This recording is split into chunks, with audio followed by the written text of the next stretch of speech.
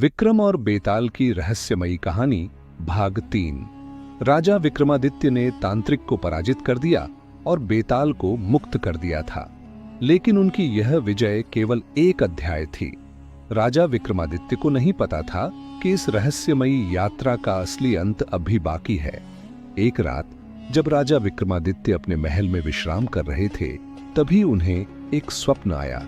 स्वप्न में वही साधु प्रकट हुआ जिसने पहले उन्हें चेतावनी दी थी। साधु ने गंभीर स्वर में कहा, राजन, तुमने तांत्रिक को तो पराजित कर दिया, लेकिन संकट अभी समाप्त नहीं हुआ। तांत्रिक का एक और शिष्य है जो उससे भी अधिक शक्तिशाली और खतरनाक है। वह तांत्रिक की मृत्यु का प्रतिशोध लेने के लिए तुम्हारे राज्य को नष्ट करना चाहता है। राजा ने स्वप्न में ही पूछा, महाराज, वह कौन है और मुझे क्या करना होगा? साधु ने कहा, वह शिष्य एक मायावी जंगल में रहता है जिसे कोई भी साधारण मनुष्य पार नहीं कर सकता। वह जंगल इल्यूजन्स, मृग तृष्णा और जादुई प्राणियों से भरा हुआ है। उस शिष्य के पास कालमणि नामक रत्न है जो उसे अमृता प्रदान करता है।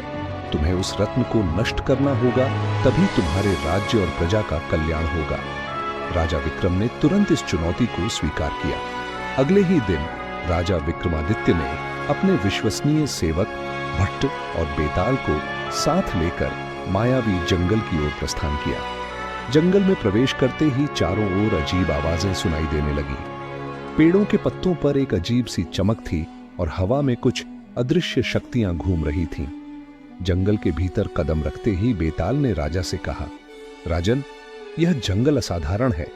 यहां तुम्हें अपनी बुद्धिमानी और साहस का हर क्षण उपयोग करना होगा। ध्यान रहे, यहां हर चीज वैसी नहीं है जैसी दिखती है। जंगल में राजा का पहला सामना एक विशाल नाग से हुआ जो बोल सकता था। उसने राजा से कहा, हे राजन, यदि तुम यहां से आगे बढ़ना चाहते हो तो मुझे 3 प्रश्नों के उत्तर दो। यदि तुम उत्तर नहीं दे पाए तो मैं तुम्हें निगल जाऊंगा। 3 प्रश्नों की परीक्षा नाग ने पहला प्रश्न पूछा, संसार में सबसे मूल्यवान चीज क्या है? राजा ने बिना देर किए उत्तर दिया, सत्य। सत्य से बढ़कर इस संसार में कोई मूल्यवान वस्तु नहीं है। नाग ने दूसरा प्रश्न पूछा, सच्चा राजा कौन होता है? राजा ने उत्तर दिया, जो अपनी प्रजा के सुख दुख को अपना मानता है और उनके कल्याण के लिए अपने सुखों का त्याग कर सकता है, वही सच्चा राजा होता है। नाग ने तीसरा और अंतिम प्रश्न पूछा, मृत्यु को कौन हरा सकता है? राजा ने गहरी सोच के बाद उत्तर दिया, जो अपने कर्तव्यों का निर्वाह करते हुए अमर हो जाए, वही मृत्यु को हरा सकता है। तीनों उत्तर सुनकर नाग प्रसन्न हुआ और बोला, राजन, तुम वास्तव में बुद्धिमान हो। मैं तुम्हें आगे बढ़ने की अनुमति देता हूं।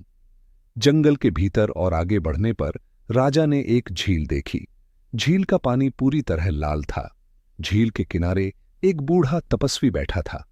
तपस्वी ने राजा को देखकर कहा, राजन, तुम उस तांत्रिक के शिष्य को खोजने आए हो, है ना? लेकिन ध्यान रहे, उसे पराजित करना आसान नहीं होगा। उसकी शक्ति कालमणि में है, लेकिन वह रत्न सीधे नष्ट नहीं हो सकता। राजा ने पूछा, तब मुझे क्या करना होगा? तपस्वी ने बताया, उस रत्न को नष्ट करने के लिए तुम्हें उसे अग्नि सरोवर में डालना होगा, जो इस जंगल के अंतिम छोर पर है।